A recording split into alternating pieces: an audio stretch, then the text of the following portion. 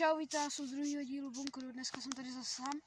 A pokud jste viděli video short moje, tak víte, že jsme se přestěhovali na jiné místo z bunkru.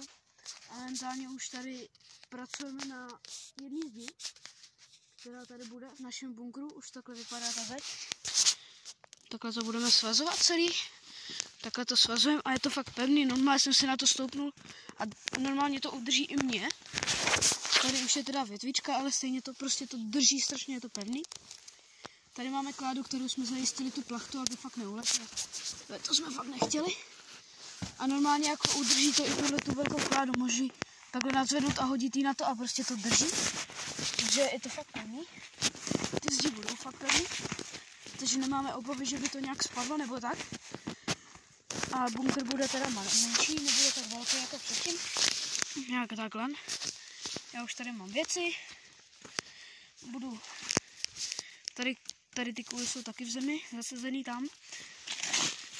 Tady vykopu díru, přímo u mý nohy. A dám jakoby menší klacky takhle sem. Potom ta zeď povede takhle. Tohle dám potom pryč, sem. Tam u toho klacku někde bude roh. Povede to sem. Někam sem to povede. Tady bude vchod. Tady taky dám sem a tady budou takový klacky. Potom to povede tady. A potom tady bude to.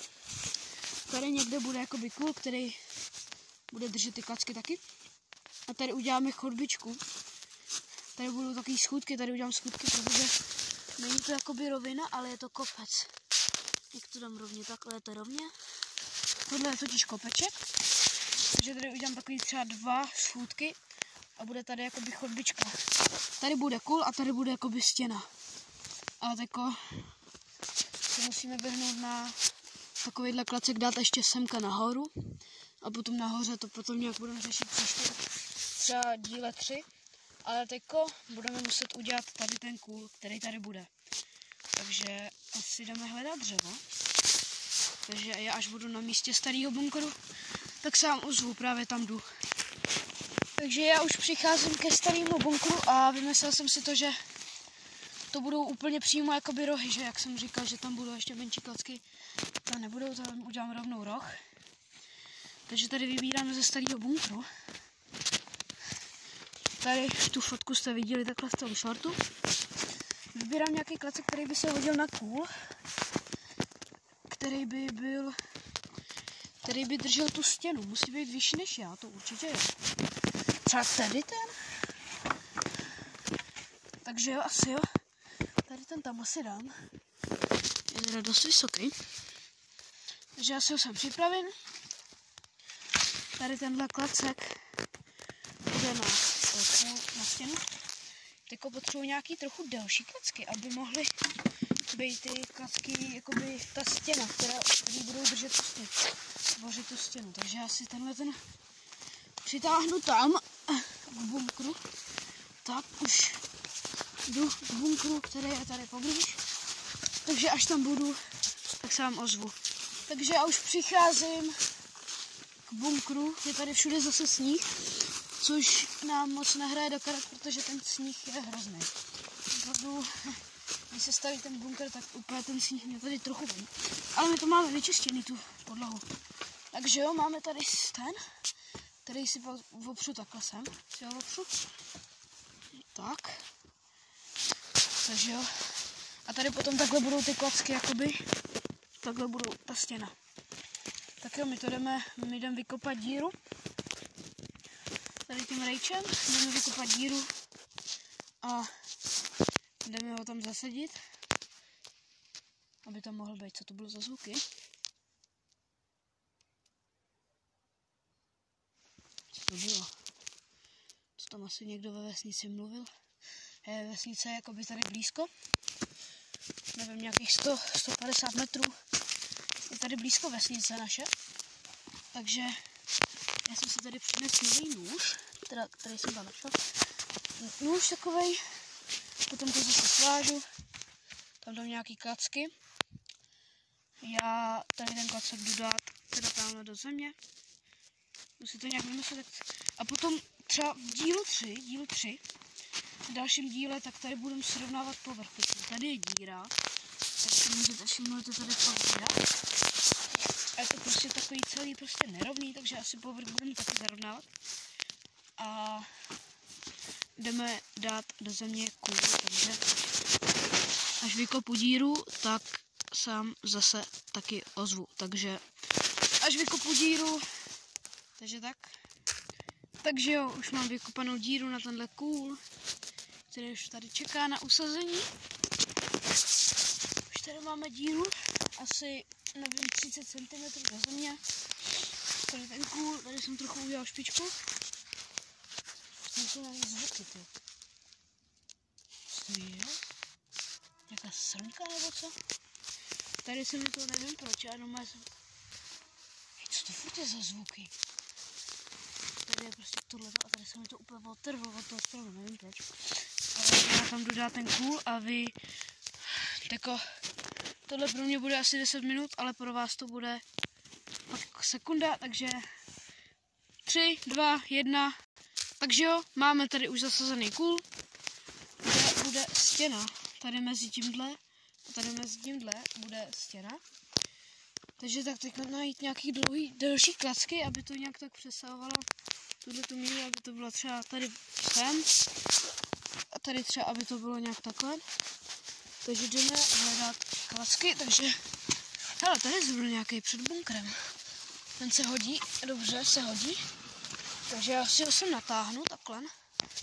A jdu to sem nějak udělat. Ale bych mám možná to vidět, počkejte. Asi nebude držet tohle. Máme jako přijde statik, takže budeme mít statik. A bude to dobrý. A jak to mám udělat? Nevím, ono to nebude držet. Takže až tady ten klacek nějak tak budu mít tady uvázaný, tak vám to ukážu. Takže za 3, 2, 1. Tak, máme tady tento trám přivázaný už tady na tom kůlu a tady. Je to opravdu pevný. Normálně jsem si na to zkoušel normálně sednout a možná, že by mě to možná udrželo. Jak je to pevný. Klacek je takhle. Tady je. Tak to teďko vypadá zatím. Ještě tady dolů dáme druhý, který tam ještě není. Takže musíme nějaký jít najít. Takže jdeme se podívat po nějakém tom klacku, který bychom tam mohli uvázat. Možná, že i tady ten by možná šel. Takže jdeme si ho tam dát. Jdeme si ho tam uvázat. Já si vyzkoušet, jak to bude vypadat. Jestli to s tím letím bude dobrý. Ale asi předpokládám, že asi jo.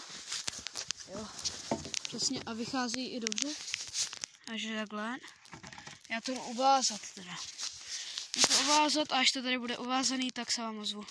Takže jo, pro vás to byla chvilka, ale pro mě to bylo asi jako půl hodiny štvání se s tímhletím trámem, ale už to máme fakt dobrý. Můžete se sami podívat, jak to hezky vypadá. Takhle už máme jednu zeď. Teď máme 2 trámy tady. Tady jsou taky připravený a tady taky. Nebo připravený, co jsem tady. Takže takhle je roh. Takhle to vede sem. Ono je to takový, jakoby, že se mi to nevejde do toho záběru. Abych vám to fakt chtěl. No, takhle to možná vidíte celý. Takže jo, gól jsme splnili, co jsem chtěl dneska udělat. Je tahleta jakoby zeď. A chtěl bych vám ukázat, tohleto je mega pevný. Šubo! A teď můžete vidět, normálně na tom stojím. Normálně jsem to uvázal tak pevně, že na tom fakt stojím. Můžete vidět, že nestojím na zemi, počkejte. To ukážu, nestojím na zemi, jo. Stojím na těch trámech a fakt to drží. Já jsem to uvazoval pevnější. Tady na to radši stoupat nebudu, protože tady je to jakoby, tady je menší, tamhle je to jakoby tlustější ten trám, můžete si všimnout. Jo. Tady je tlustý, ale když pojedu sem, tak tady už je jakoby hubenější, jo. Ale fakt jsem rád za to, co jsme stihli a teď nám došel provázek. Už ho máme míň. Ale fakt jako, je to super. A možná, že bychom si v tomto videu mohli ještě dodělat tuhle zeď, která bude víc sem. A tady bude kůl, který tady bude stát. Ale nevím, jaký tam mám dát. Jestli to udělat o ten strom třeba? Že bych to udělal o ten strom? No a tady to musel asi... Ne, nemusel bych to odstranit. Tady udělat kůl, nebo to dát rovnou na ten strom, ale to se mi moc nechce dávat na ten strom. No nic, já tady udělám díru, připravím tam kůl a potom tam dám třeba 2-3 klacky na to. A tak no. Takže za chvíli se vydáme pro kůly. Takže já už jdu pro ten kůl, který tam zasadím na tu třetí zeď, kterou budeme ještě dneska dělat.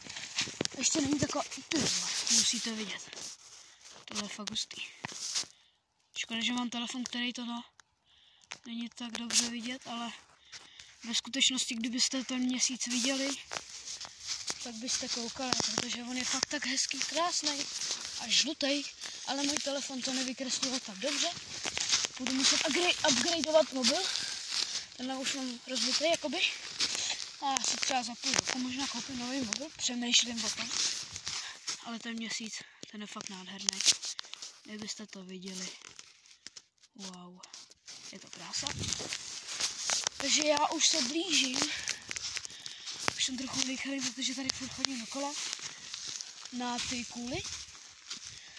Už jsem tady byl 2krát, ale to jsem nenatáčel. Musíme si najít nějaký kůl, který bude v tom. Tady to bude moc těžký a dlouhý. Může být tenhle. Asi tenhle. Možná, aha, tak prej ne, no. Kůl řekl, že nechce. On se zlomil. A už asi vidím, jaký. Tady tenhle. Vede takhle tam. Ten je celkem jakoby takový bytelný, takže ho nějak vezmu. Já to musím tady trhnout z těch provázků. Ne, on je přivázaný do háje. To jsem vůbec nečekal. Že to tady budu muset odvazovat, jo. Vidíte se. Tady je to normálně to, tak já to zkusím nějak povolit, abych ho mohl vytáhnout potom tať. Tak. Bylo zkusím nějak odtrhnout to. Ty vole, fakt nevím. To byla pěkná. To byla dobrý rána, no. Dobrý rána, co jsem to řekl, dobrá rána spíš. Dlouhá je. No nic, nezlomil se, takže tam taky ne. Dlouhá je, jaký já vemu. Já to fakt chci dneska udělat, nebo chtěl bych, jakoby. Tam nějaký vidím, který tady leží. No, je. Tady je fakt jako hodně spadlých stromů. Takže tak. Nebo ne, vykašlím se na to. Já se pro tohle video s váma dneska loučím. Takže se mějte hezky a u dalšího videa zase čau. Dejte odběr, like a u dalšího videa zase čau, já se s váma loučím.